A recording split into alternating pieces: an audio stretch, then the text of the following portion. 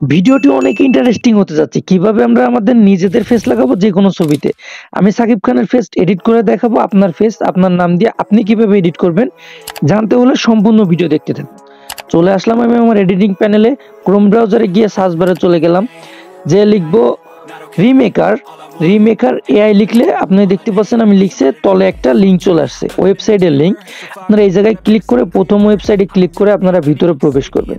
দেন পাবেন এরকম একটা সাইট, এরকম একটা পেজ দেখতে পাবেন। আপনারা একটু নিচের দিকে সোয়াইপ করলে দেখতে পারবেন একটা লেখা দেখাচ্ছে ফেস সোয়াইপ নাও। এই জায়গায় আপনাদের ফেস শো করাতে হবে। তো কিভাবে শো করাতে হবে, ঠিক তারপরে এরকম একটা ইন্টারফেস আসবে।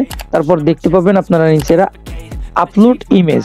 তো এই জায়গায় ক্লিক করে আপনাদের গ্যালারি শো করবে। আমি আমার ডান পাশে কিভাবে ওই ছবি মানে কার্টুন ছবি এডিট করতে হয় তাই একটা ইমেজ দিয়ে দিয়েছি, আপনারা চাইলে ওই ভিডিও দেখতে পারেন। আমি আমার আইকন বাটনে দিয়ে দিব, আমি আমার এন্ড স্ক্রিনে দিয়ে দিব কিভাবে এই ছবিগুলো, আমার স্ক্রিনে থাকা যে ছবিগুলো দেখতে পাচ্ছেন এই ছবিগুলো আমি কিভাবে মেক করেছি।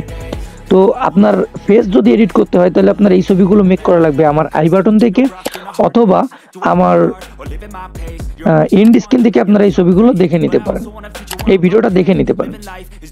তো আমি দ্বিতীয় আরেকটা অপশন থেকে আমি যেই ফেসটা আমি এডিট করতে যাচ্ছি আপনার নিজেদের ফেস, আমি সাকিব খানের ফেস ইউজ করতেছি।